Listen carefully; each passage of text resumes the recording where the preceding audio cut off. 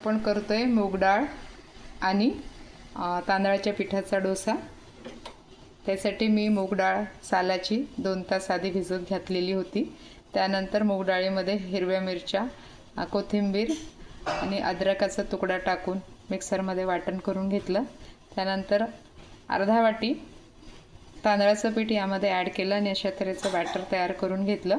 पण आधीचा व्हिडिओ माझा करायचा राहून गेला, परंतु बॅटर अशा तऱ्हेने आपण तयार करू शकता जसं डोस्याचं पीठ तयार करतो।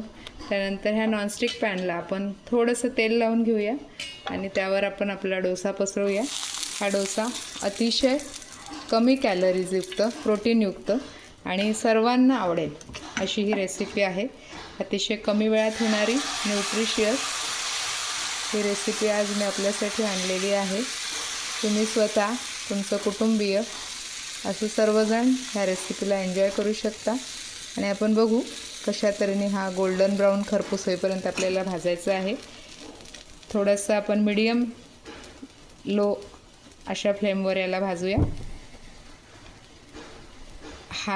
हाय टू मीडियम फ्लेमवर आपण याला भाजणार आहोत आणि त्यानंतर आपण बघणार आहोत कशा तऱ्हेने हा तयार झालेला आहे।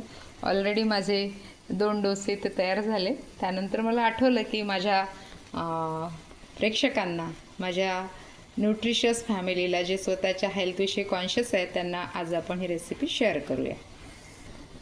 बघा डोसा आता शिजलेला आहे, पण आपण याला उलटण्याने उलटवून दुसरी बाजू पण मी भाजून घेत असते, त्यामुळे डोसा जास्त क्रिस्पी आणि कुरकुरीत होतो।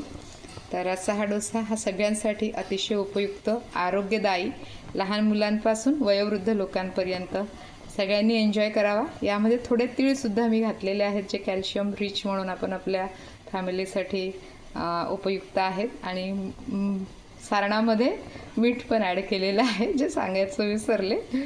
तर असा सुंदर कुरकुरीत नाश्त्यासाठी, जेवणासाठी, रात्रीच्या जेवणासाठी सुद्धा तुम्ही हा डोसा इथे बनवू शकता।